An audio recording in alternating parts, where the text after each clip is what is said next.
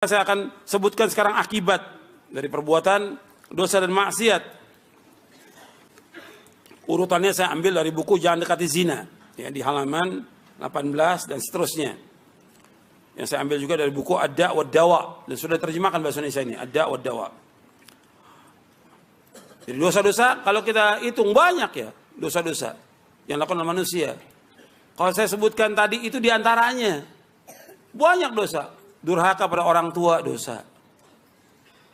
Minum khamar dosa. Mencaci maki orang tua dosa.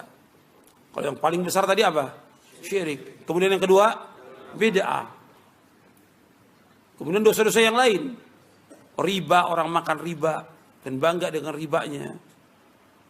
Kemudian musik dan lagu yang dilakukan oleh manusia. Kemudian juga tipu menipu dan segala macam lah. Kalau kita lihat perbuatan dosa ini nggak bisa dihitung sudah. Perbuatan dosa yang dilakukan oleh manusia sangat banyak, ratusan dosa besar. Antum bisa lihat Al-Kabair yang itu oleh Imam Adz-Dzahabi, itu ratusan dosa besar yang dilakukan oleh manusia. Perbuatan-perbuatan dosa. Dan ini kalau kita lihat banyak di Indonesia ini orang melakukan perbuatan dosa. Dan mereka nggak takut kepada Allah Taala. Padahal nabi-nabi dan rasul-rasul, terutama nabi kita Muhammad SAW, Allah sebutkan dalam Al-Quran, Inni akhafu in asaitu rabbi adzab yaumin azim. Rasulullah mengatakan, Inni akhafu in asaitu rabbi adzab yaumin azim. Sesungguhnya aku takut kalau aku berbuat maksiat kepada Allah. Takut kepada azab Allah yang sangat pedih nanti pada hari kiamat nanti. Di dunia akan diazab, belum lagi di akhirat. Kalau orang berbuat dosa sekarang ini, belum diazab. Dia mati dalam perbuatan dosanya. Maka dia minum khamar, dia berzina, dia liwat, dia makan riba, atau durhaka pada orang tuanya, umpamanya. Tetap di akhirat akan diazab, di kubur akan diazab, di hari kiamat akan diazab. Bab yang harus kita ingat, bahwa kita pasti akan mati. Dan pasti kita akan kembali kepada Allah. Pasti sudah. Gitu. Bahwa kita semua akan kembali kepada Allah, pasti. Kehidupan dunia ini fana sebentar aja. Dan sudah kita lihat banyak orang yang sudah mati. Jutaan manusia sudah mati mendahului kita. Dan pasti akan ada hisab. Pasti akan dihitung oleh Allah. Makanya Nabi Muhammad mengatakan SAW, Inni akhafu in asaitu rabbi adzab yaumin azim. Aku takut kalau aku berbuat maksiat, Allah akan azab nanti di hari kiamat. Allah sebutkan dalam surah Al-An'am. Allah juga sebutkan dalam surah yang lainnya. Akibat perbuatan dosa dan maksiat. Yang pertama, dosa dan maksiat akan menghalangi masuknya ilmu. Dosa dan maksiat akan menghalangi masuknya ilmu. Orang kalau sudah berbuat maksiat itu nggak akan dapat ilmu atau tidak berkah ilmunya. Hirmanul ilmi.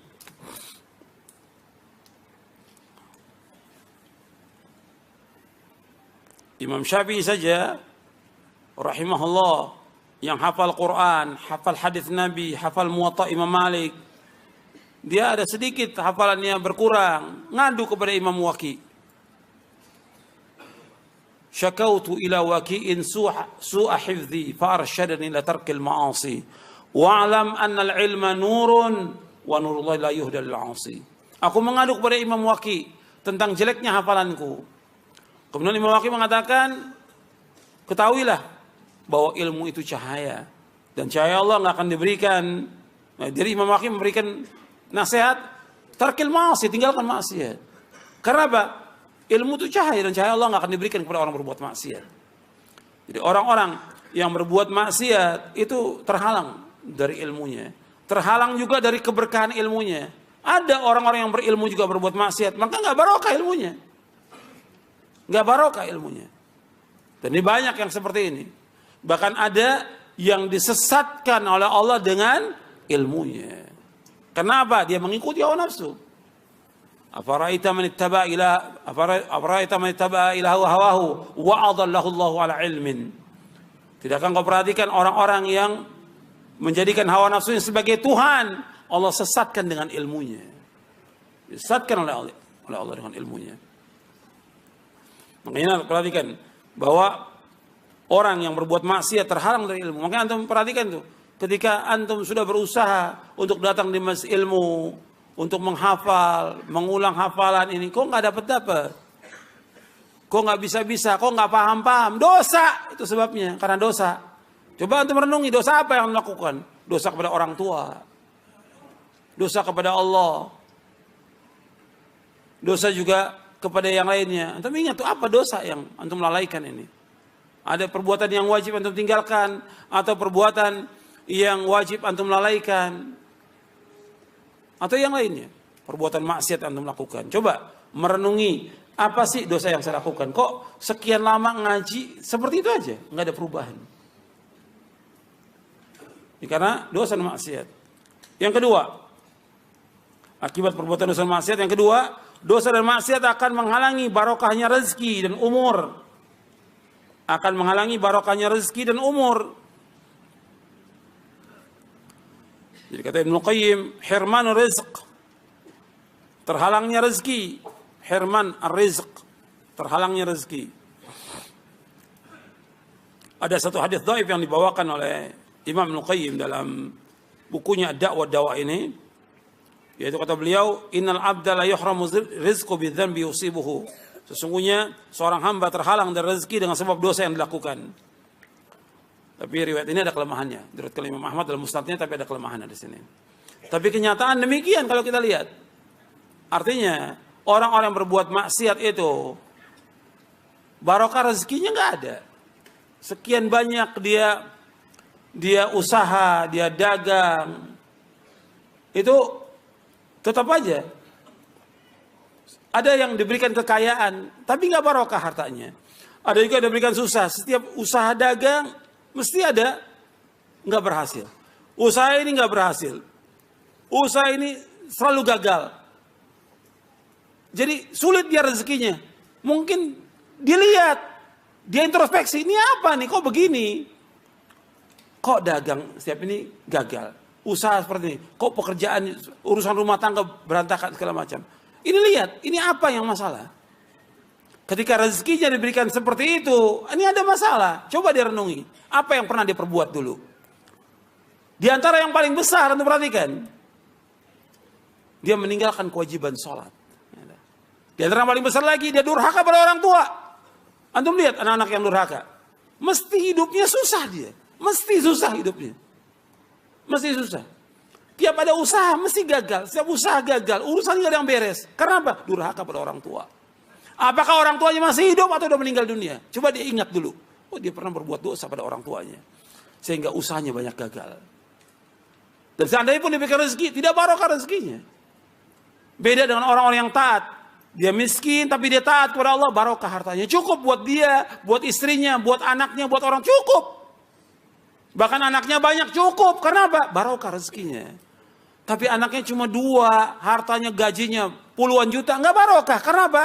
Karena maksiat yang dilakukan. Kemudian juga di sini disebutkan oleh Ibnu Qayyim, yaitu menghalangi barokahnya umur. Jadi betul orang-orang yang berbuat dosa dan maksiat ini, barokah umurnya nggak ada. Umurnya panjang tapi nggak barokah.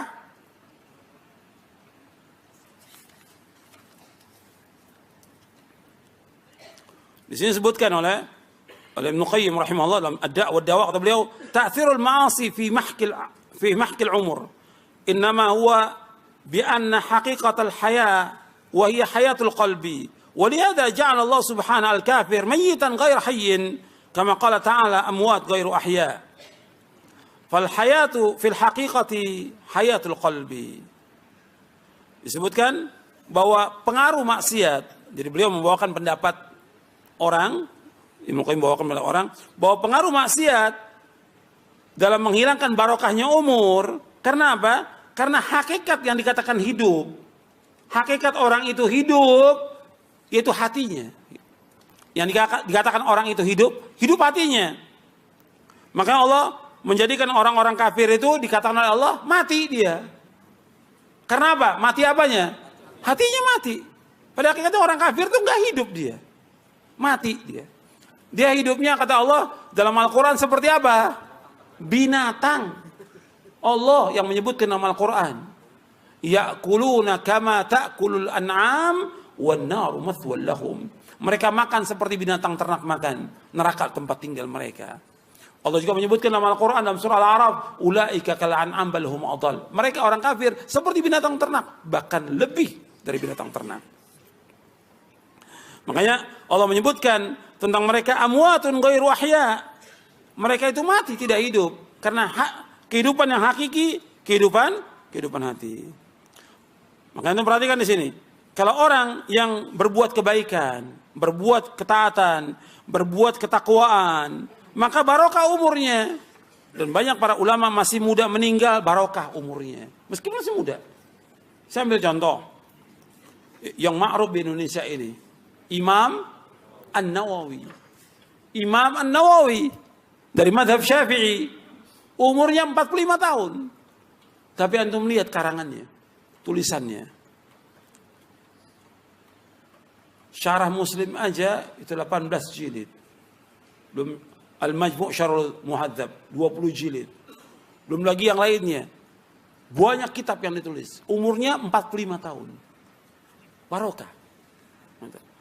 Hafal Quran, hafal hadis, mensyarah hadis, barokah. Umurnya itu barokah. Tapi ada orang yang umur 60 tahun gak bisa apa-apa. KTP-nya Islam. Gak bisa apa-apa 60 tahun. Ngaji belum bisa, baca Quran belum bisa, wudhu belum bisa, sholat belum bisa, segala macam belum bisa. Karena dilalui dengan perbuatan dosa dan maksiat. Dia wajib taubat, wajib kembali. Nggak ada istilah terlambat dalam Islam, nggak ada terlambat. Kesempatan Allah buka untuk taubat, sekarang ditaubat kepada Allah. Kemudian juga disebutkan lagi tentang barokah, hilangnya barokah. Ini ada saya sebutkan lagi. Ibnu Qayyim menyebutkan di beberapa tempat ini di dalam kitabnya Ad-Da' wa Dawa.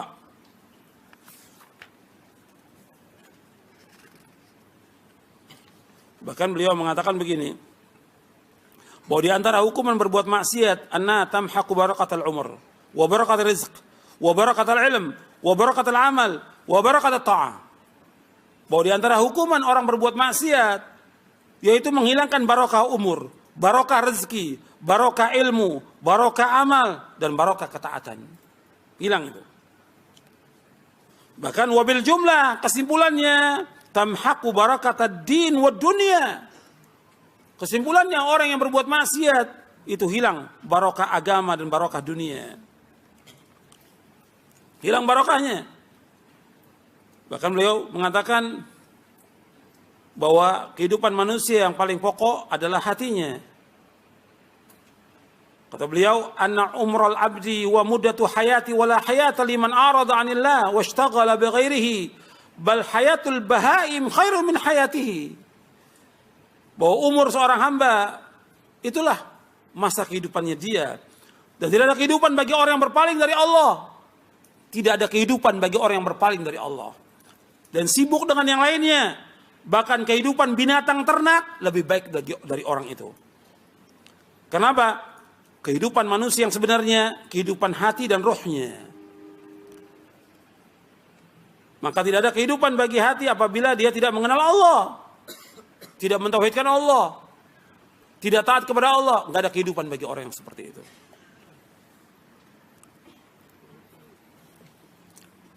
Kemudian yang ketiga. Yang ketiga, bahwa dosa dan maksiat menghalangi untuk berbuat taat kepada Allah. Dosa dan maksiat menghalangi orang untuk berbuat taat kepada Allah. Hirmanut ta'ah. Hirman at-ta'ah. Jadi dia terhalang dari ketaatan kepada Allah. Antum bisa lihat orang-orang berbuat maksiat itu sulit dia untuk melakukan ketaatan, berat bagi dia melakukan ketaatan. Untuk ngaji berat, untuk datang ke majelis ilmu berat, untuk sholat berjamaah berat, untuk bangun di tengah malam berat, untuk berbuat sedekah berat, untuk melakukan ibadah haji atau umrah berat. Kenapa? Banyaknya maksiat yang dilakukan, berat dia. Mau melaksanakan ketaatan itu berat bagi dia. Kenapa? Karena dia banyak berbuat dosa dan maksiat. Maka kita melihat ketika antum ini kok malas untuk taat, malas ngaji, malas baca Quran, malas ini dosa dan maksiat. Perbuatan dosa dan maksiat. Itu menghalangi semuanya untuk taat kepada Allah. Kemudian yang selanjutnya, yang keempat, dosa dan maksiat akan mengurangi iman. Mengurangi iman.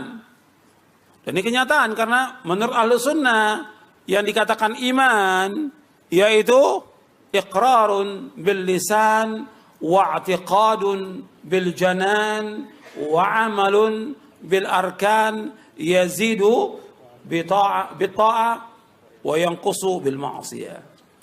Bahwa yang dikatakan iman menurut Ahlus Sunnah ikrar dengan lisan, meyakini dengan hati, kemudian melaksanakan dengan anggota tubuh, bertambah dengan ketaatan, berkurang dengan sebab perbuatan dosa dan maksiat.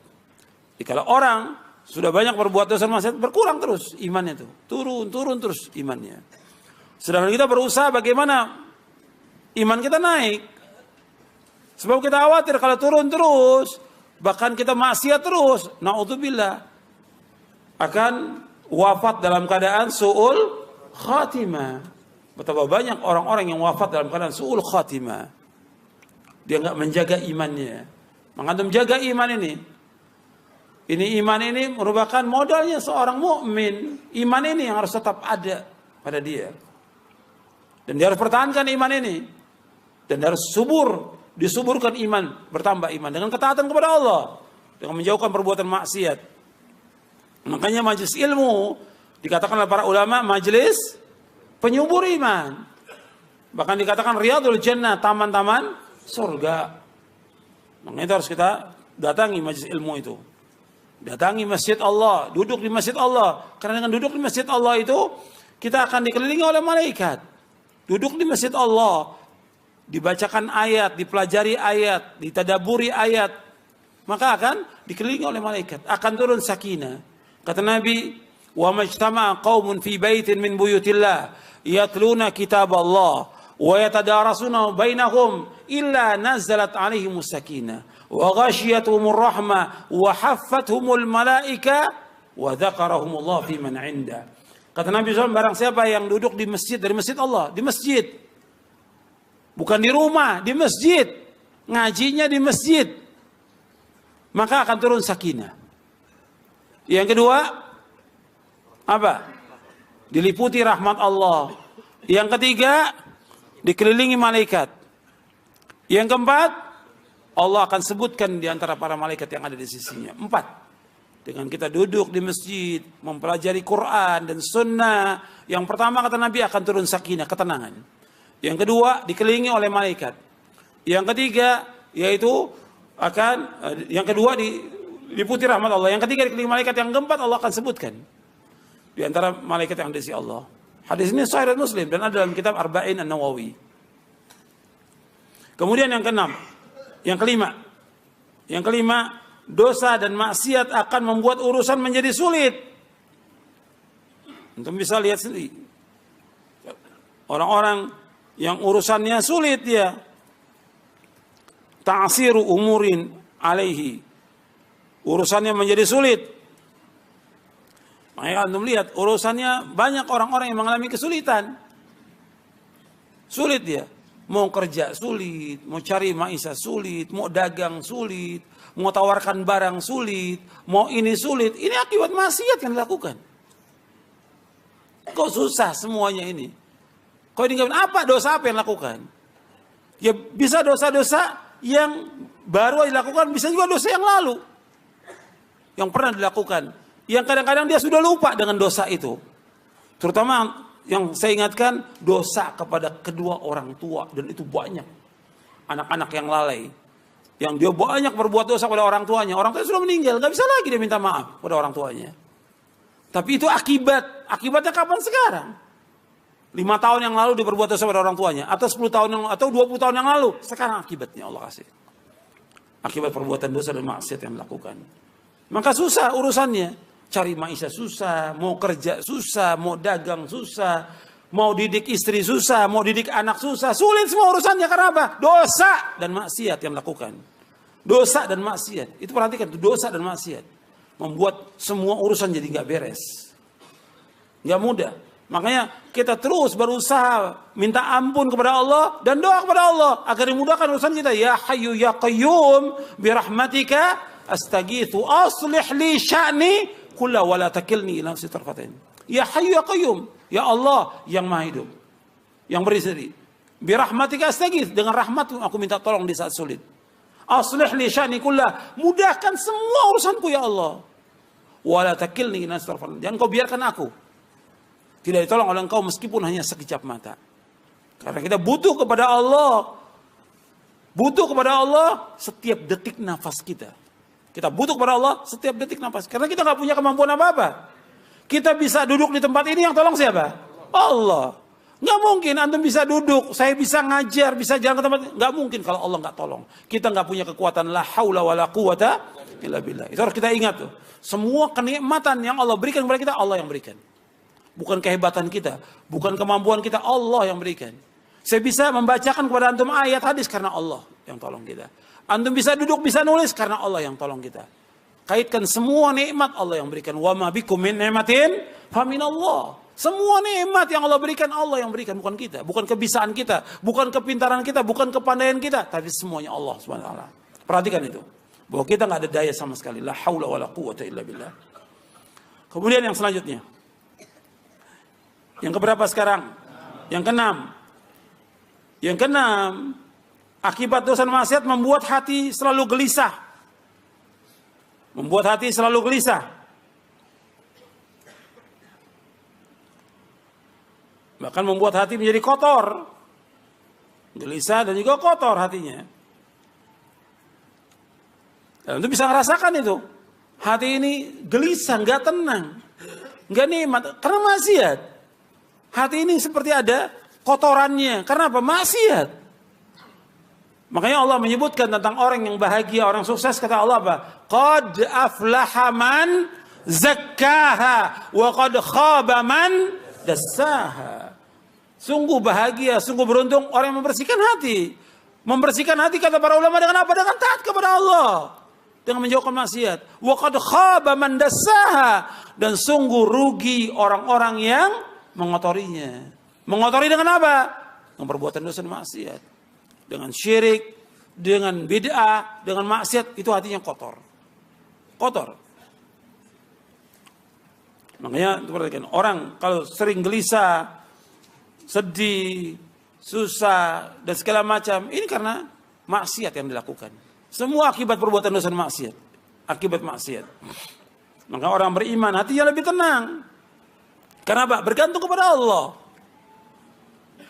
Makanya orang yang beriman itu hatinya penuh dengan zikir kepada Allah, ingat kepada Allah. Selalu ingat kepada Allah. Selalu berzikir kepada Allah. Selalu berusaha bagaimana melaksanakan ketaatan kepada Allah. Maka tenang dan lapang dadanya. Dan banyak berbuat ketaatan, apa aja ketaatan. Berbuat baik pada orang tua, membantu orang yang susah, menolong orang-orang yang sulit, mengajarkan ilmu kepada umat, bersedekah dan yang lainnya. Tenang, lapang dadanya. Dikasih Allah. Makanya ketika orang itu sempit, susah, ini mesti ada yang nggak beres nih dari urusannya. Ini ada yang nggak beres. Yaitu maksiat. Kemudian yang ketujuh, bahwa dosa dan maksiat membuat hati itu menjadi gelap.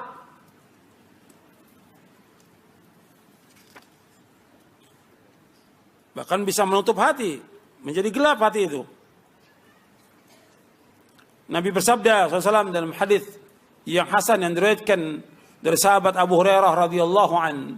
Nabi bersabda SAW, "Innal abda idza akhta khati'atan nuqitat fi qalbi nuqtatun sauda fa idza huwa naza'a wastaghfara wa taba suqila qalbuhu wa in ada zida fiha hatta ta'lu qalbahu wa huwa ar-ranu alladhi dzakara Allah ta'ala kalla bal rana ala qulubihim ma kanu yaksibun." Hadisnya saya sebutkan dalam buku Jangan Dekati Zina di halaman 16. Saya sebutkan, sesungguhnya seorang hamba apabila berbuat satu kesalahan, berbuat satu dosa, maka akan ditulis noktah hitam di hatinya. Tetapi jika ia menahan dirinya dari perbuatan maksiat, meminta ampun kepada Allah dan bertobat, maka hatinya pun akan bersih. Bersih kembali. Dan jika ia berbuat kesalahan lagi, berbuat dosa lagi, maka ditambah titik hitam di hatinya. Sehingga titik hitam itu memenuhi atau menguasai hatinya. Itulah yang Allah sebutkan ran dalam surah Al-Mutaffifin ayat 14. Kalla bal rana ala qulubihim ma kanu yaksibun. Tidak sekali-kali, bahkan apa yang mereka telah perbuat telah menutupi hati mereka. Ini hadis diriwayatkan, hadis ini hasan riwayat Tirmidzi, Ahmad, Al-Hakim, Ibnu Majah dan Ibnu Hibban.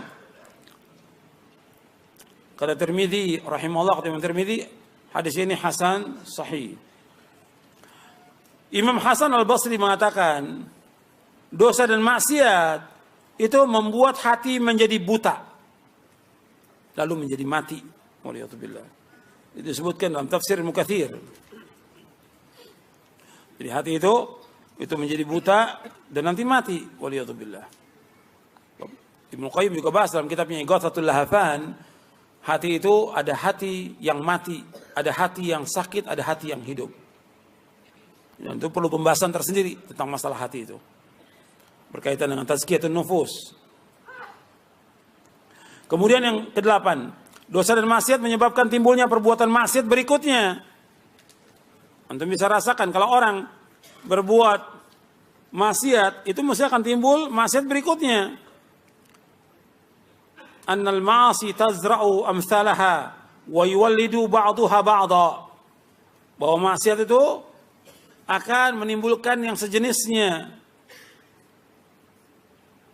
dan menimbulkan maksiat berikutnya. Seperti orang berbuat syirik. Kalau orang berbuat syirik, dia akan melakukan perbuatan syirik berikutnya. Sekarang satu syirik dilakukan, nanti besok syirik yang lain dilakukan. Dari satu syirik ke syirik yang lainnya. Orang kalau sudah ziarah ke satu kubur yang dianggap keramat, apa dia merasa puas? Satu kubur aja? Enggak. Datang. Kan kata dia ada 9 wali songo, kata dia. Jadi 9 jadi pengen datangin semuanya. Satu syirik menimbulkan syirik berikutnya. Sudah semua datangin, nggak cukup lagi. Kata orang ada kubur keramat di sana. Datang lagi dia, hatta di mana? Tetap datangi. Karena syirik menimbulkan syirikan. Nanti ada lagi yang mengatakan lagi begini, dukun, datang lagi ke dukun. Terus seperti itu. Bidah juga demikian, perbuatan bidah. Orang sudah berbuat satu bidah, nggak cukup, nggak puas, bidah lagi lakukan. Nanti setan bisikin lagi, berbuat bidah. Jadi merupakan lingkaran setan. Lingkaran setan. Antum lihat orang berbuat bidah, nggak cukup cuma satu bidah. Makanya nggak ada toleransi kepada bidah, nggak ada. Dan jangan coba-coba kita untuk berbuat bidah. Jangan. Dan jangan sok berani. Wah, kalau saya sih kuat, ini saya berpegang pada sunnah. Ada ustadz-ustadz yang sok gitu. Saya kalau dipanggil untuk maulid ya saya mau, kata dia. Ini ustadz ini ngomong seperti itu. Apa dia yakin bahwa dia akan tetap di atas sunnah? Nggak yakin. Karena apa? Hati itu dipegang oleh siapa? Allah. Allah yuqallibu kaifa yasha. Allah bolak-balikan hati apa yang Allah kehendaki. Ada orang-orang dulu yang dia mengikuti sunnah, kemudian jadi pengikut bid'ah, bahkan jadi tokoh, jadi ahlul bid'ah. Dan itu terjadi. Makanya kita jangan coba-coba untuk toleransi kepada syirik atau bid'ah, nggak bisa kita.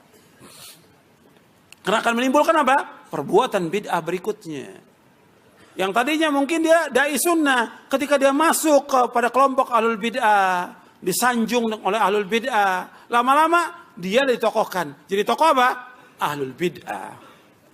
Kan setan menggoda manusia sekaligus atau khatwa-khatwa? Allah mengatakan wala tattabi'u khutuwati syaitan innahu lakum aduwwum mubin. Jangan kamu ikuti langkah-langkah setan. Karena dia musuh yang nyata bagi kita. Khatwa-khatwa, selangkah demi selangkah, enggak sekaligus. Setan pintar juga caranya. Sekarang ya sudah, biarkan dulu dia. Yang penting dia mau datang dulu udah. Alhamdulillah, ustadznya datang diundang dalam acara maulid, acara bid'ah atau acara yang lain, ustadznya mau datang. Dengan berbagai gelarnya sudah si ustadz ini. Sudah datang. Nggak apa-apa, nggak dimintain pendapat segala macam. Udah, yang penting datang udah, alhamdulillah, kata mereka. Yang kedua setan bilang, ya suruh dong dia ngomong, kata setan. Jangan dibiarkan, masa di situ aja. Buat apa dia datang? Dia kan punya kedudukan. Suruh ngomong. Ngomongnya awalnya lurus-lurus aja. Itu undangan yang kedua. Undangan yang ketiga mulai mendukung. Ya kalau menurut saya sih ini nggak apa-apa. Ini kan masalah khilafiyah. Atau istilah sekarang ijtihadiyah.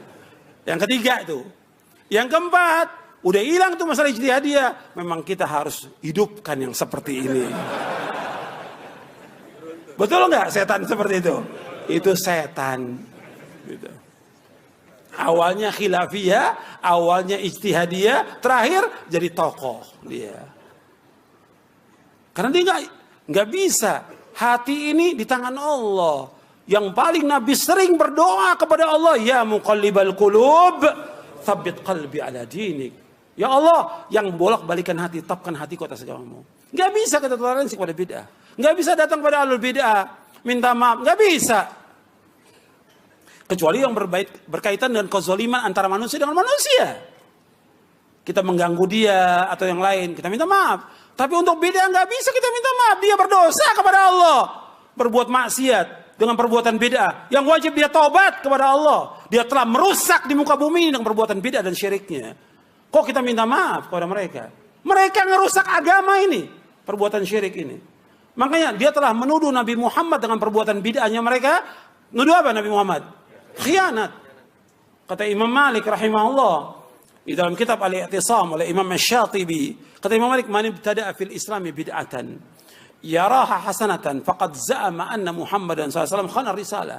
Fa inna Allah yaqul al-yawma akmaltu lakum dinakum wa atmamtu 'alaikum ni'mati wa raditu lakum al-islam dinan. Fa ma lam yakun yawma idzin dina fala yakun al-yawma dina. Kata Imam Malik rahimahullah sebagaimana dinukil oleh Imam Asy-Syatibi dalam kitabnya Al-I'tisam. Barang siapa mengadakan bid'ah. Kalau dalam Islam bid'ah itu semuanya baik atau semuanya jelek? Semua bid'ah jelek. Semua bid'ah sesat, nggak ada yang balik.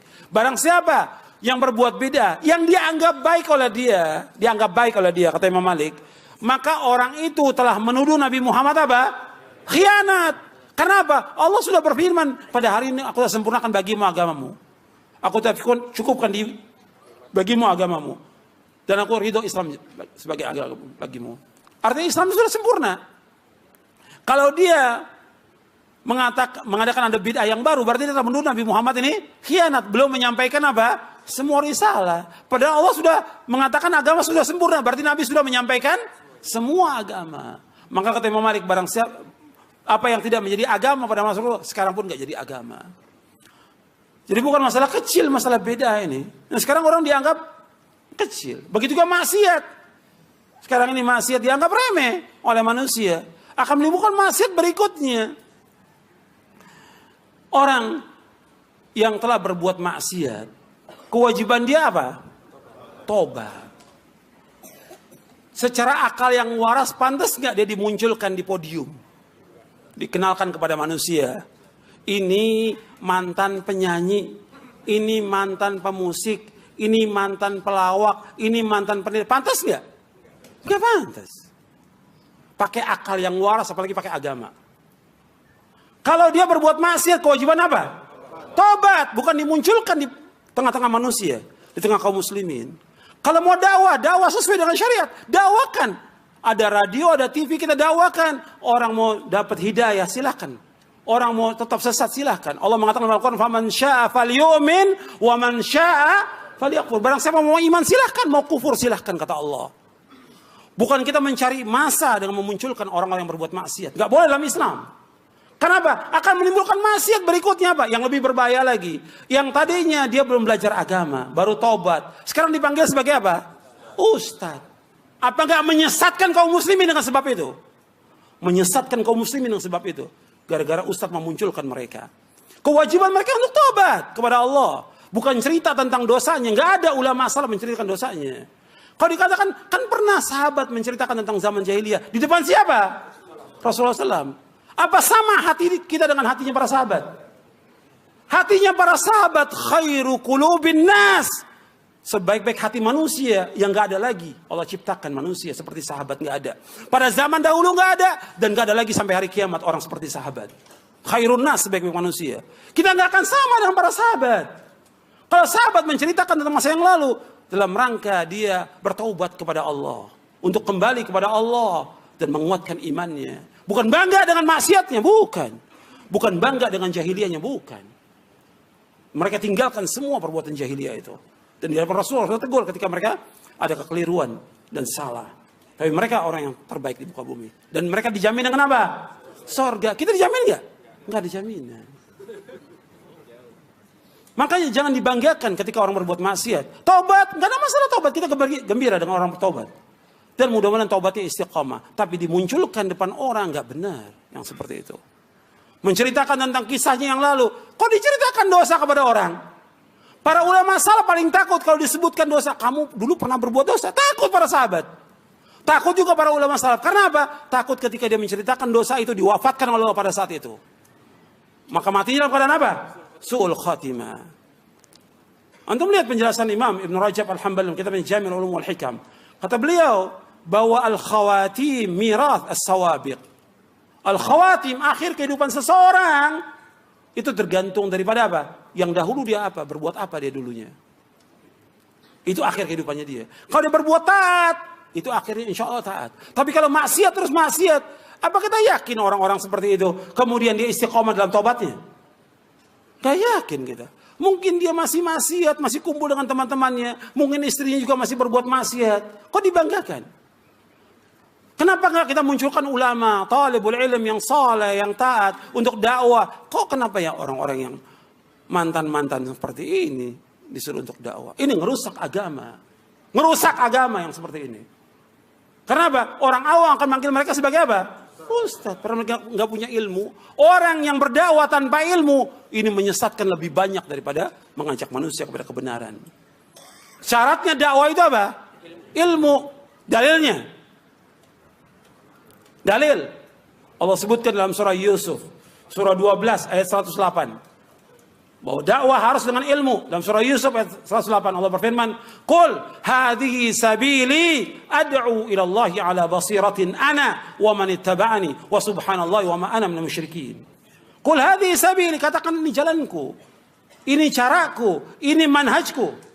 Ad'u ila Allah, aku mengajak manusia ke jalan Allah. Ala basirah, dengan dasar ilmu dan keyakinan. Ana wa man tabi, aku dan orang mengikuti aku. Wa subhanallah, maha suci Allah, wa ma ana musyrikin. Aku tidak termasuk orang berbuat syirik. Dakwah harus dengan ilmu. Dan dakwanya Allah sebutkan di sini, ad'u ilallah. Kata para ulama, kalimat ad'u ilallah dua, perhatikan itu. Yang pertama, mengajak manusia ke jalan Allah, bukan kepada pribadi kita. Bukan mengangkat kita. Bukan orang supaya ta'assub dengan kita, nggak boleh. Tidak boleh. Ajak manusia ke jalan Allah. Itu yang pertama. Yang kedua, at-tanbih alal ikhlas. Yang kedua dalam ayat itu, at-tanbih alal ikhlas. Bahwa orang itu wajib untuk ikhlas dakwahnya. Karena Allah. Bukan karena dunia. Bukan karena popularitas. Bukan untuk mencari masa, bukan. Tapi karena Allah di dakwahnya. At-tanbih alal ikhlas. Jelas? Jelas? Nah, kita lanjutkan. Ya, dosa dan maksiat menyebabkan timbulnya perbuatan maksiat yang lainnya. Apakah syirik, bid'ah atau maksiat yang lainnya. Kemudian selanjutnya. Yang kesembilan, mendatangkan kehinaan di dunia dan di akhirat. Bahwa orang yang berbuat dosa dan maksiat itu akan mendatangkan kehinaan di dunia dan di akhirat. Hina dia. Orang berbuat maksiat itu mesti hina, nggak mungkin tidak. Dihinakan oleh Allah, dihinakan oleh manusia, dihinakan oleh keluarganya karena maksiat. Allah menyebutkan dalam surah Al-Hajj ayat 18. Di dalam Ad-Da' wad-Dawa disebutkan oleh Ibnu Qayyim, "Wa man yuhinillahu fama lahu min mukrim." Dan barang siapa yang dihinakan oleh Allah, maka tidak ada yang dapat memuliakannya. Wa man yuhinillahu fama lahu min mukrim. Dan barang siapa yang dihinakan Allah, maka tidak ada yang dapat memuliakan dia.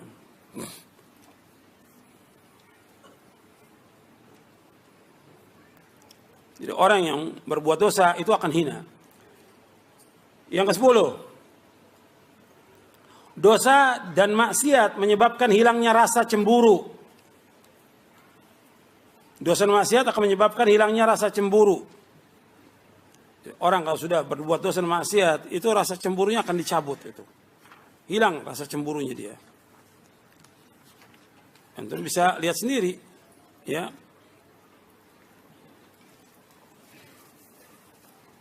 Umpamanya suami yang membiarkan istrinya terbuka auratnya. Kalau sudah terbuka aurat, berarti dilihat oleh siapa? Oleh sekian banyak orang. Nggak ada rasa cemburu. Ini perbuatan maksiat, terbukanya aurat. Kemudian sudah gitu, dia biarkan juga istrinya dengan laki-laki. Ngobrol dengan laki-laki, duduk dengan laki-laki dan segala macam. Nggak punya rasa cemburu. Dicabut rasa cemburu itu. Atau dia sudah pakai jilbab istrinya, tapi masih dibiarkan untuk keluar rumah, kerja dengan laki-laki. Ini nggak rasa cemburu. Kan ketika dia buat pekerjaan, dia duduk dengan laki-laki. Ngobrol dengan laki-laki. Makan dengan laki-laki. Pulang bersama laki-laki. Di mana rasa cemburunya dia? Hilang itu. Makanya itu akibat perbuatan dosa dan maksiat. Dihilangkan. Makanya disebutkan oleh Ibnu Qayyim, al-ma'asi tudfi ghairatal qalbi. Al-ma'asi tudfi ghairatal qalbi. Bahwa maksiat itu memadamkan rasa cemburu. Ini untuk diri dia, untuk keluarganya, belum lagi untuk agama. Kalau orang membiarkan maksiat dibiarkan terus, maka cemburunya dia hilang. Seorang mukmin dia harus cemburu. Nggak mau ada pelanggaran syariat, dia mesti negur. Dia ingatkan orang-orang yang berbuat dosa maksiat. Nggak dibiarkan. Sekarang ini banyak orang-orang berbuat maksiat dibiarkan. Nggak ada rasa cemburu.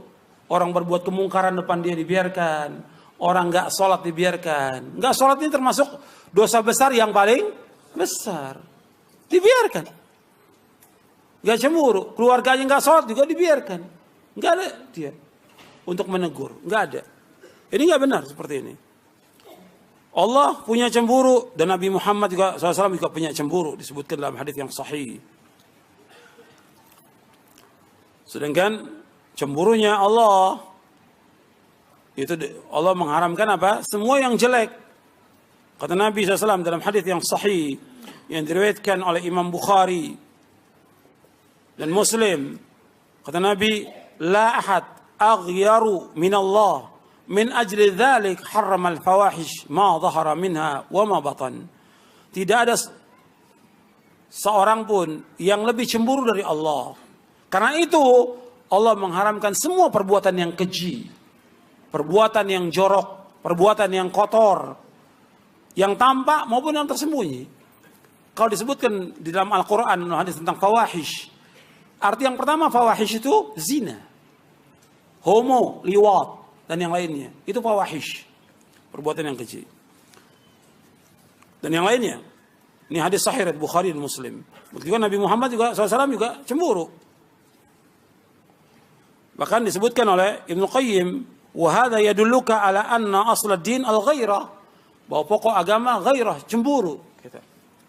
Kita nggak bisa terima kalau orang meremehkan agama ini. Kalau kita lihat sekarang ini agama ini diremehkan oleh orang. Orang berbuat syirik, berbuat bid'ah, ngomong tentang agama seenaknya. Umat Islam diam. Kenapa? Hilang cemburu. Orang memainkan agama ini. Ya. Ayat Quran dibuat main oleh mereka, hadis dibuat main oleh mereka. Mereka mengatakan agama Islam itu agama budaya atau segala macam. Ada Islam Nusantara segala macam. Diremehkan, diam. Mesti tegur, ini perbuatan menyimpang dari siratal mustaqim. Ini sesat dan menyesatkan. Ini kufur perbuatan ini. Karena Islam hanya satu yang dibawa oleh para nabi dan para rasul dan dibawa oleh Nabi Muhammad SAW. Gak ada Islam yang lain. Islam yang Allah turunkan di tanah Arab juga untuk semua manusia. Maka Nabi disebutkan, wa ma arsalnaka illa rahmatan lil alamin. Dan kami enggak utus engkau melainkan untuk seluruh manusia, rahmatan lil alamin. Wa ma arsalnaka illa kafatan linnasi basyira wa nadhira. Kami enggak utus engkau Muhammad melainkan untuk seluruh manusia, pemberi kabar gembira dan untuk mengancam. Untuk semua manusia. Enggak ada Islam Arab, Islam Indonesia enggak ada. Ini kalimat-kalimat yang dibuat oleh beberapa tokoh ini menyesatkan dan kufur. Nggak boleh kita diam. Harus terus diingatkan. Karena apa? Tujuan mereka dengan adanya Islam Nusantara untuk apa? Untuk melestarikan apa? Kesyirikan. Melestarikan bid'ah. Melestarikan maksiat. Dengan kalimat itu. Selanjutnya. Yang ke-11. Yaitu membuat terbiasa berbuat maksiat. Orang kalau sudah berbuat maksiat, dia akan terbiasa berbuat maksiat. Dan menganggap remeh perbuatan maksiat. Membuat terbiasa berbuat maksiat dan menganggap remeh perbuatan maksiat. Itu disebutkan oleh Ibnu Qayyim rahimahullah. Orang kalau sudah berbuat maksiat, maka dia nggak merasa lagi bahwa itu maksiat. Dianggap satu hal yang biasa. Seperti contoh, orang yang tidak sholat. Dianggap biasa kan, di kantor-kantor, di kampus-kampus, di pasar, di masyarakat. Orang nggak sholat dianggap biasa. Dianggap dia tidak berdosa. Dan ini perbuatan mungkar yang paling mungkar. Perbuatan dosa yang paling besar, meninggalkan sholat, dosanya lebih besar dari dosa zina. Meninggalkan sholat lebih besar dosanya daripada dosa mencuri. Lebih besar meninggalkan sholat. Disebut oleh para ulama, bahkan hukuman orang yang meninggalkan sholat, berat hukumannya. Kalau menurut mazhab Syafi'i dibunuh. Pemerintah harus membunuh orang-orang yang nggak sholat itu. Pemerintah. Atau dipenjara. Sampai dia taubat.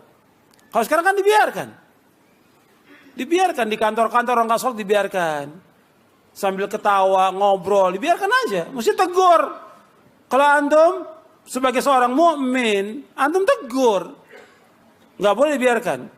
Di kantor, di pasar, di kampus, di mana aja. Itu harus tegur. Begitu juga yang di rumah. Nggak boleh dibiarkan ada umpamanya pembantu yang nggak sholat. Nggak boleh. Itu harus dipecat. Nggak boleh. Ada nggak sholat. Harus sholat dia. Atau supir nggak sholat. Nggak boleh. Dia wajib sholat. Karena nggak ada keberkahan dalam rumah tangga. Orang yang nggak sholat itu. Nggak ada keberkahan. Nggak ada cahaya rumahnya. Orang yang nggak sholat itu. Karena Nabi menyebutkan wassalatu nurun, salat itu cahaya. Ya, perhatikan tuh. Itu dianggap biasa sekarang di mana-mana. Bahkan orang itu biasa aja diajak sambil ketawa. Dia tinggalkan salat itu. Mesti kita ingatkan dengan cara yang baik, ingatkan. Saya sebutkan ancaman dan hukuman bagi orang yang meninggalkan salat dalam buku Sebaik-baik Amal adalah Salat. Saya jelaskan di situ. Kemudian yang ke-12, mendatangkan petaka dan siksa. Bahwa dosa mendatangkan kerusakan, petaka dan siksa. Seperti yang kita lihat sekarang ini. Ya semuanya dengan sebab dosa. Makanya ketika orang mendapatkan segala macam cobaan, ujian, siksa, petaka. Ya dengan sebab dosa. Allah berfirman dalam surah Asy-Syura ayat 30. Wa ma asabakum min musibatin fabima kasabat aidikum wa ya'fu an katsir. Apa saja musibah yang menimpa kalian disebabkan dosa-dosa kalian dan Allah banyak memberikan maaf. Semua kerusakan yang ada disebab seperti dalam surah Ar-Rum Allah berfirman. Kalau tadi dalam surah Asy-Syura, dalam surah Ar-Rum, "Dhaharal fasadu fil barri wal bahr bima kasabat aydin nas." Bahwa tampak kerusakan di daratan dan di lautan dengan sebab apa? Perbuatan tangan manusia, dosa manusia terjadi kerusakan di muka bumi ini. Dosa manusia, maka banyak petaka, banyak siksa yang Allah turunkan dengan sebab dosa. Maka harus mereka itu berpikir ini dosa apa yang dilakukan sampai banyaknya terjadi petaka, musibah yang menimpa bangsa ini. Itu akibatnya kerusakan, akibatnya dosa. Dan maksiat yang mereka lakukan. Kemudian selanjutnya. Yang ke-13. Dosa dan maksiat menghitamkan wajah dan membuat hati menjadi keras. Sebab punya pengaruh. Orang yang berbuat maksiat itu punya pengaruh terhadap hatinya, terhadap dirinya, terhadap wajahnya. Disebutkan Ibnu Qayyim. Punya pengaruh. Saya ambil contoh dari sekian banyak contoh. Tadi orang yang nggak sholat, Anda bisa lihat wajahnya orang nggak sholat. Meskipun dia putih, tapi gelap dia. Orang-orang yang mencaci maki sahabat, orang Syiah, antum lihat, jelek mukanya. Dan di akhir hayatnya antum bisa lihat, itu banyak yang kemudian dia gila di akhiratnya. Orang-orang yang mencaci maki sahabat, orang-orang Syiah yang mencaci maki, dan ini terbukti sepanjang sejarah sampai hari ini terbukti jelek mukanya. Dan saya pernah lihat orang tokohnya di Indonesia dulu 30 tahun yang lalu. Tokohnya di Indonesia 30 tahun yang lalu. Ya, nggak tahu, sebagian mungkin belum lahir ya. 30 tahun yang lalu. Itu kelihatan dia orangnya ya orang Arab, ganteng dia. Tapi begitu dia mulai mencaci maki sahabat kelihatan. Hitam. Seorang tetangga yang juga seorang syekh ngomong sama saya. Antum lihat itu. Saya udah bertetangga dengan dia bukan sehari dua hari, puluhan tahun. Antum lihat sekarang dia, mukanya jelek dia. Dengan sebab perbuatan. Betul, terbukti itu. Belum lagi nanti di akhir hayatnya gila rata-rata. Karena mencaci maki sahabat, dosanya dosa apa? Dosa besar. Orang yang terbaik di muka bumi ini, yang menyampaikan agama kepada kita para sahabat, radhiyallahu ajmain. Dengan mencaci maki sahabat, dosa besar. Kalau dia mencaci maki tiap hari, terus tambah dosa dia. Tambah rusak hatinya, tambah rusak tubuhnya, tambah rusak juga mukanya. Dia dosa pengaruh kepada kehidupan manusia. Belum lagi kepada keluarganya. Dosa punya pengaruh kepada istri, kepada anak. Ulama salaf saja, ulama salaf. Ketika dia berbuat dosa, dia bilang, ini apa yang salah? Kok seperti ini istri saya yang lawan saya? Kok begini kendaraan saya ini? Biasanya nurut, nggak nurut. Kenapa? Dosa yang dilakukan oleh dia. Itu perhatikan tuh, dosa dengan sebab dosa. Punya pengaruh. Kepada diri kita punya pengaruh, kepada istri punya pengaruh, kepada anak punya pengaruh. Dosa dan maksiat. Selanjutnya, makanya disebutkan pengaruh dosa dan maksiat ini di samping merusak hati dan juga merusak semuanya, membuat kehinaan. Imam Abdullah Ibn Mubarak mengatakan begini, Ra'aitu dzunuba tumitul quluba wa qad yurithu dzulla idmanuha wa tarku dzunubi hayatul qulubi wa khairun li nafsika isyanuha wa la afsara ad-din ila al-muluku wa ahbaru su'in wa ruhbanuha. Kata Imam Abdul Mubarak, sungguh aku melihat dosa-dosa telah mematikan hati dan terus-menerus melakukan perbuatan dosa akan mendatangkan kehinaan. Meninggalkan dosa adalah kehidupan bagi hati dan sangat baik bagi kamu untuk meninggalkannya. Dan tidak ada yang merusak agama melainkan raja-raja, penguasa-penguasa, ulama-ulama yang jelek dan para ahli ibadah yang tidak berilmu. Disebutkan oleh Ibnu Qayyim dalam kitabnya Ad-Da'wa ini. Kemudian selanjutnya, yang ke-14. Yang ke-14, bahwa dosa menghilangkan rasa malu. Jadi orang berbuat dosa, itu hilang rasa malunya. Gak punya rasa malu. Ya orang yang terbuka auratnya, itu gak punya malu dia. Telanjang. Kan kadang-kadang orang berpikir, di zaman modern ini, semakin telanjang, semakin maju, kata mereka gitu. Kalau semakin maju, mestinya sapi lebih maju. Karena sapi telanjang. Ya, telanjang dia. Terbuka auratnya. Gak punya rasa malu. Dicabut rasa malunya. Dan banyak orang seperti itu. Kemudian kadang dia cerita tentang perbuatan dosanya. Gak punya malu. Orang yang ceritakan masa lalu dosanya itu gak punya rasa malu. Dicabut rasa malunya. Kok orang gak punya rasa malu dimunculkan di podium. Cerita tentang dosa. Ini bagi agama ini perbuatan jelek. Maksiat. Menurunkan azab. Mestinya ditutupkan. Sampai kata para ulama. Uktum hasanatika kama taktum sayyiatika. Tutup perbuatan baikmu sebagai kamu menutup perbuatan jelekmu. Kalau enggak, perbuatan jeleknya dia apa? Diceritakan. Akhirnya orang yang dengar kepengen enggak? Kepengen. Ini namanya mujahir. Kata Nabi, kullu ummati mu'afan ilal mujahirin. Setiap umatku akan diampunkan dosanya kecuali yang mujahir. Terang-terangan dia berbuat dosa.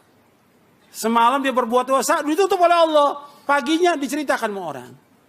Sama dulu udah ditutup oleh Allah. Sekarang diceritakan lagi.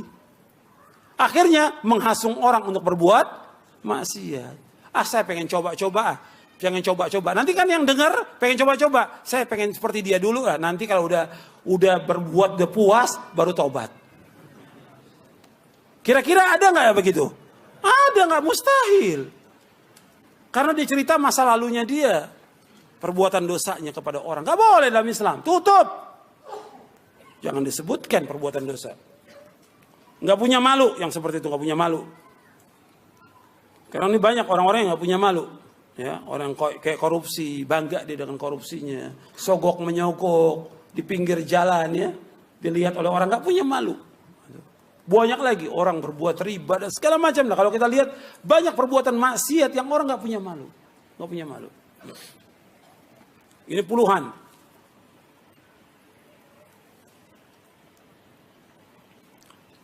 Kemudian yang ke-15. Ya kita sampai 15 saja deh. Sebenarnya masih banyak. Dosa merusak akal. Dosa merusak. Saya tambahkan lagi yang ke-14 sebelum masuk 14. Ambil, ya ini yang ke-15. Yang ke-14 saya mau tambahin contoh. Dalam kehidupan sehari-hari. Yang tentang orang gak punya malu. Ya, seperti orang utang gak bayar. Nah ini banyak ini. Katanya udah ngaji. Katanya nuntut ilmu, tapi utang kok nggak bayar. Ketemu awalnya, iya merasa berdosa di awal. Saya belum bisa bayar, nanti insya Allah bulan depan. Bulan depan ketemu lagi, iya masih ada malunya. Bulan ketiga lagi, udah nggak malu. Gitu. Ketemu biasa aja, nggak ngaku dia punya dosa tuh, punya utang nggak. Bulan keempat, ya udah nganggap biasa aja. Dan seperti itu yang terjadi. Iya tidak? Iya nyata itu sih. Nyata gitu. Jadi nggak punya malu dia. Utang pada A, utang pada B, utang pada C, nggak bayar. Dan nggak punya malu. Nggak boleh dalam Islam. Kalau dia utang dia sebutkan. Afwan atau maaf saya belum bisa bayar. Mungkin nggak bulan ini, ya 6 bulan akan datang. Memang nggak punya, mau diapakan. Kalau yang memberikan utang dia orang yang kaya, dia lihat orang ini miskin, nggak mungkin dia bayar, bebaskan. Seperti Allah sebutkan dalam surah Al-Baqarah. Wa in kana dhu usratin fanadhiratun ila maisarah wa an tasaddaqu khairun lakum in kuntum ta'lamun. Seandainya orang mengalami kesulitan, nggak mampu untuk bayar, kamu berikan tempo sampai dia lapang. Kalau kamu sedekahkan, lebih baik buat kamu. Kalau sedekahkan baik, jika kamu mengetahui. Disuruh oleh Allah berikan tempo. Tapi orang yang diberikan tempo, ya dia harus tahu dong. Dia berikan tempo, ya harus bayar. Yang namanya utang, harus bayar. Karena berat, hukumannya di mana? Di dunia dan juga di akhirat. Di dunia, Nabi nggak mau sholatkan orang yang berutang. Nabi nggak mau sholatkan. Sholat jenazah, Nabi nggak mau sholatkan. Di akhirat, itu lebih berat lagi hukumannya. Bahkan orang yang mati syahid, diampunkan semua dosanya kecuali apa? Utang. Perhatikan tuh. Banyak orang yang gak punya malu nih. Utang gak bayar. Dan gak minta maaf kepada orangnya lagi. Yang ke-15. Dosa merusak akal. Makanya antum lihat orang-orang yang berbuat dosa. Itu akalnya rusak dia. Ya syirik. Gak berpikir yang waras.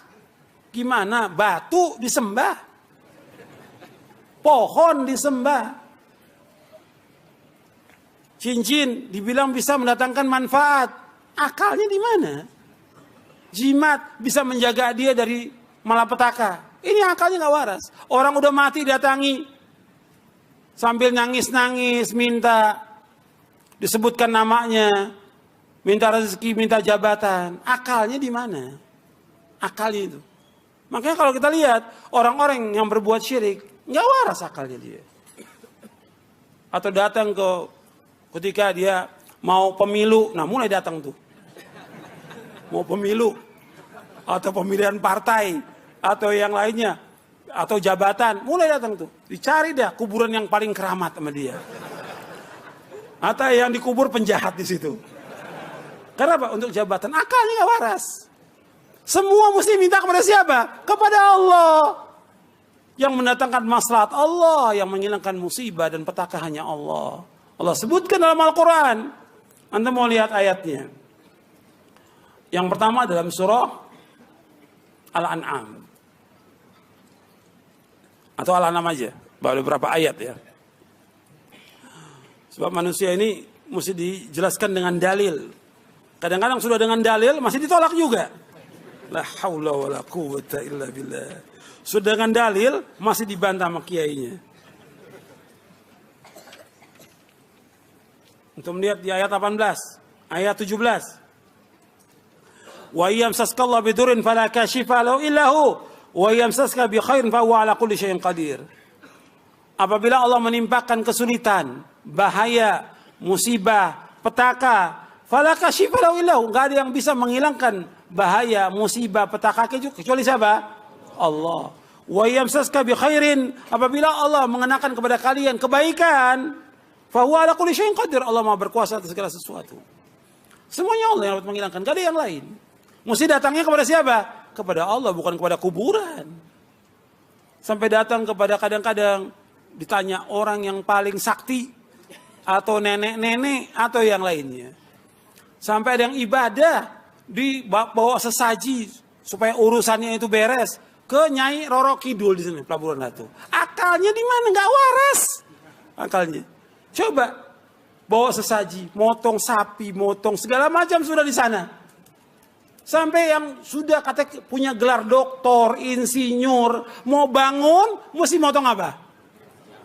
Motong apa? Ayam, apa lagi? Sapi kepalanya ditanam. Apa hubungannya antara kepala dengan bangunan?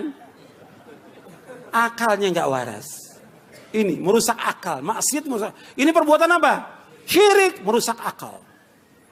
Yang kedua bid'ah. Bid'ah juga merusak akal. Antum bisa lihat. Bid'ah. Ini ajaran Nabi. Quran, sunnah, ada dalil. Kan ikut mudah. Dia cari yang lain. Yang gak ada dalilnya. Coba kalau akalnya waras berpikir. Ini kan dalil. Ini Quran, ini hadis. Tinggal ikut. Kita sebagai umat siapa sih? Umat Nabi Muhammad SAW. Yang kita ikut siapa? Nabi Muhammad apa kiai? Yang diikutkan Nabi Muhammad SAW. Bukannya kiai, bukan habib. Nabi Muhammad SAW yang disuruh ikut oleh Allah dalam Al-Quran. Dan Nabi suruh mengikut beliau, nggak boleh mengikut yang lain. Dan kata Nabi nggak boleh menyalahi perintahnya siapa? Perintahnya siapa? Perintah Rasulullah. Kalau orang menyalahi perintah Rasulullah, pasti akan diberikan kehinaan di muka bumi ini. Saya bawakan dua ayat dan hadis. Ayat dalam surah An-Nur di ayat 63. Allah berfirman, "Falyahdharil ladzina yukhalifuna an amri an tusibahum fitnatun aw yusibahum adzabun alim." Hendaklah berhati-hati orang-orang yang menyalahi perintahnya Rasulullah akan terkena fitnah atau azab yang pedih. Menyalahi perintah Rasulullah, enggak taat kepada Rasulullah, tidak ikut Rasulullah, berbuat bid'ah, maka akan terkena fitnah. Yang kedua, azab yang pedih. Itu ayat. Hadis dalam riwayat Imam Ahmad yang sanadnya hasan. Nabi bersabda, wa ju'ina dzillatu was-sagharu ala man khalafa amri. Dijadikan kehinaan dan kerendahan bagi orang-orang yang menyalahi perintahku. Kan itu perintah ikut Rasulullah. Ini enggak ada dalilnya, tetap dikasih keterangan nih. Kiainya kasih keterangan. Saya ambil contoh umpamanya. Tahlilan. Membaca la ilaha illallah. Baca Quran. Doa di tempat kematian sesudah kematian. Ada apanya? Ada sesuatu nggak di situ? Ada. Apa? Makan-makan.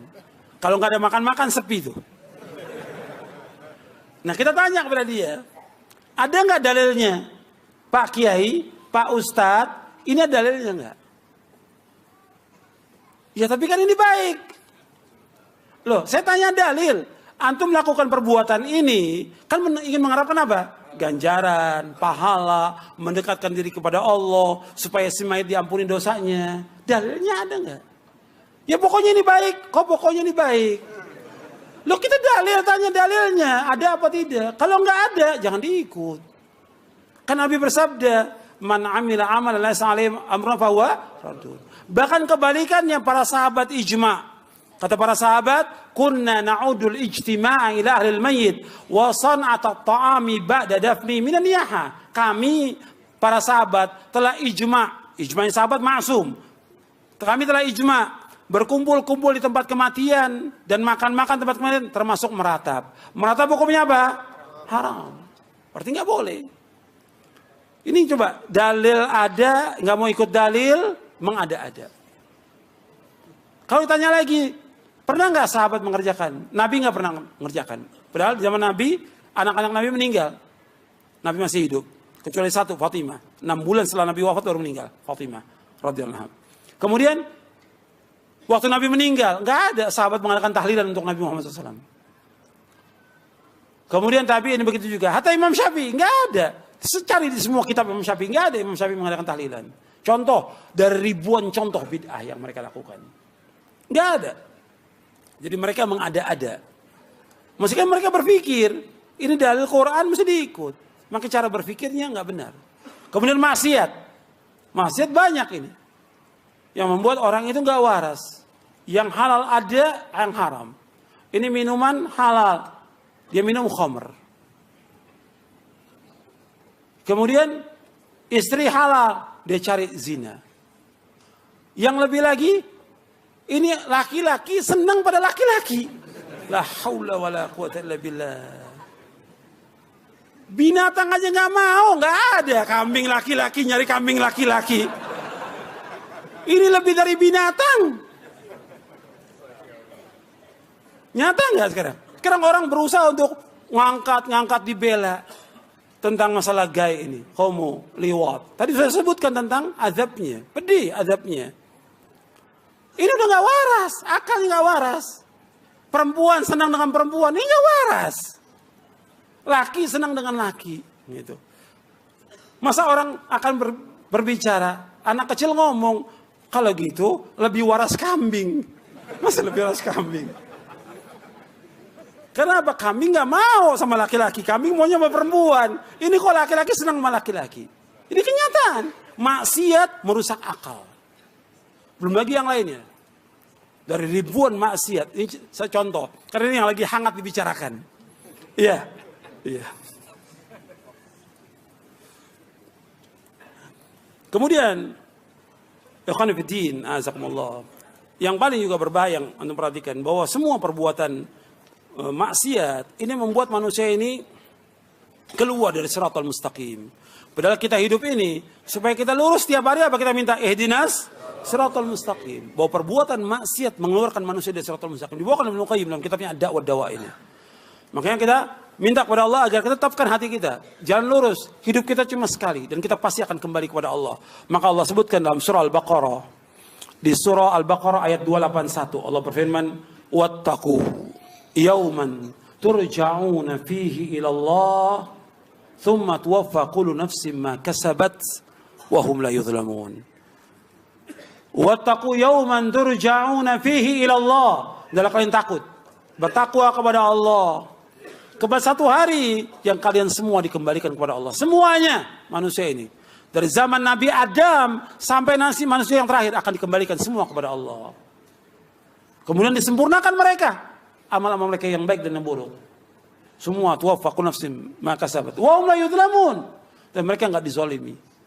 Tetap akan dihisab semuanya. Dan kita akan mesti seorang yang beriman takut kepada Allah.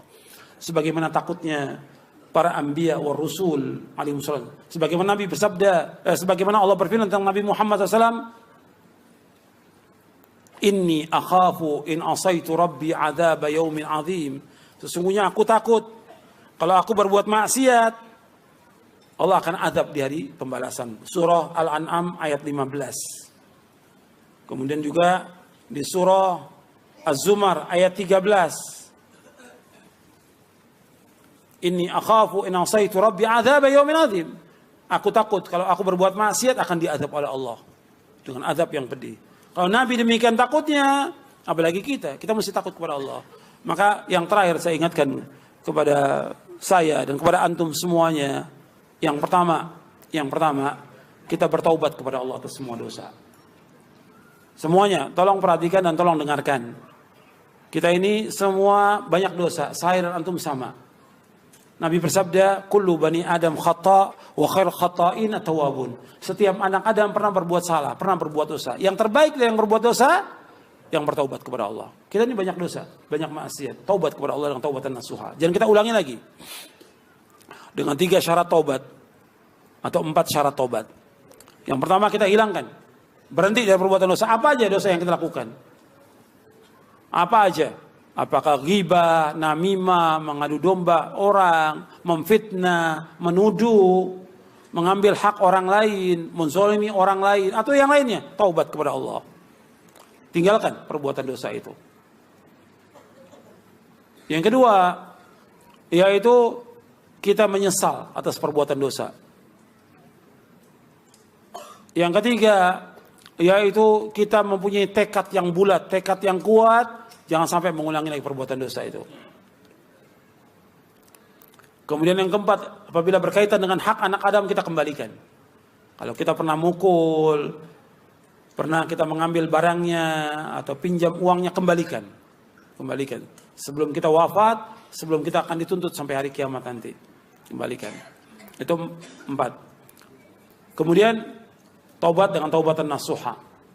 Taubat dengan taubat yang jujur. Allah berfirman, ya ayyuhalladzina amanu tubu ilallahi taubatan nasuha.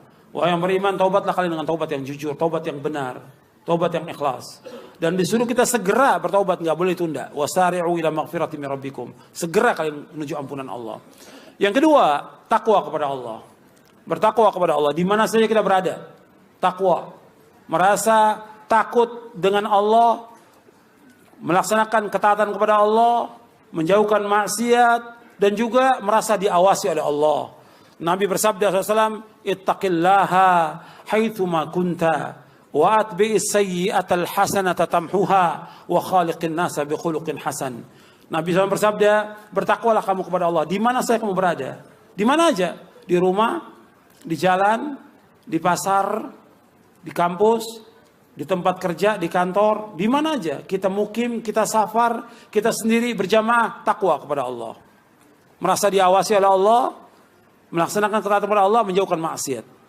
Kemudian iringi perbuatan yang jelek dengan perbuatan yang baik. Niscaya perbuatan yang baik akan menghapuskan perbuatan yang jelek itu. Yang pertama taubat, kemudian banyak kita berbuat kebajikan. Kebajikan dengan ikhlas dan sesuai dengan sunnah. Yang ketiga, wa khaliqin nasa bi khuluqin hasan. Bergaul dengan manusia dengan akhlak yang mulia. Bergaul dengan manusia dengan akhlak yang mulia. Tunjukkan akhlak kita sebagai seorang mukmin, seorang muslim, sebagai seorang muslimah, tunjukkan akhlak yang mulia. Kemudian yang terakhir, kita harus berusaha untuk istiqamah di atas jalan yang hak ini. Istiqamah itu berat, itu pada perjuangan. Kita harus istiqamah. Jadi ikhwan fillah, azakumullah, ini yang bisa saya sampaikan, mudah-mudahan bermanfaat dan dapat kita amalkan. Mudah-mudahan Allah menetapkan kita di atas Islam dan Sunnah, mengampuni dosa-dosa kita dan menuju kita ke jalan yang lurus. Wassalamualaikum warahmatullahi wabarakatuh.